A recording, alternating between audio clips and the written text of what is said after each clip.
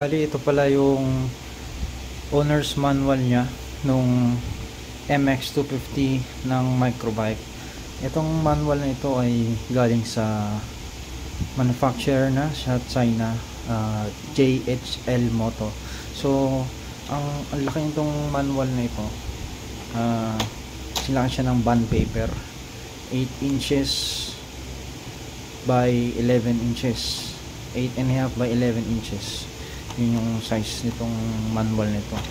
At medyo konti lang naman yung magagamit nyo rito. Ang tinupi ko lang yung mga kailangan nyo, which is yung unang una ay itong sa page 8. Sa page 8, important notes. Tapos ito sa dulo makikita nyo, ayan, a list of authorized dealers can be found on the website, international website jhlmoto.com. So yan ang pupuntahan nyo para makita nyo yung mga motor na kinikater ng JHL Moto. Isang motor dito is yung itong nakakuha ng MMC or ng Microbike MX250. Tapos yung ibang page nito, bali may tatlong model itong MX250. Tinatawag nila itong XR230, yun yung MX250 natin. XR250 o XR300 nila, XR250R, XR300R. Itong dalawang to, ito yung mga pang motocross or production bikes ng JHL Moto. Yung XR, hindi yan yung Honda XR, yan lang yung tawag nila sa model nila. So yun, page 8 dun sa JHL Moto. Tapos yung mga tinupi ko dito, ito sa page 29, service schedule. Ito yung mga list ng kailangan yung i-check.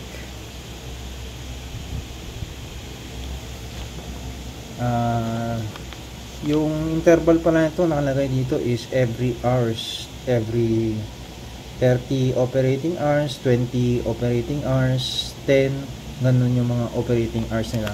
Itong mga ganito ginagamit ito sa mga production or sa mga pang motocross na motor or mga pang enduro na motor.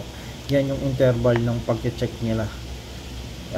Yung sa XR150, ang interval nun eh syempre based on kilometers or mileage at saka yung months of use. Yun yung usually ganun ang service schedule natin.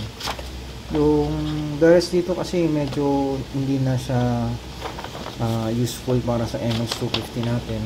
And then ito na lang yung siguro yung pinakahuli sa page ayan, 68.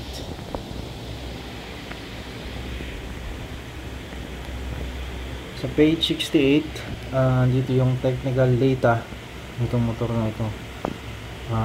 Ayan, technical data ng XR230.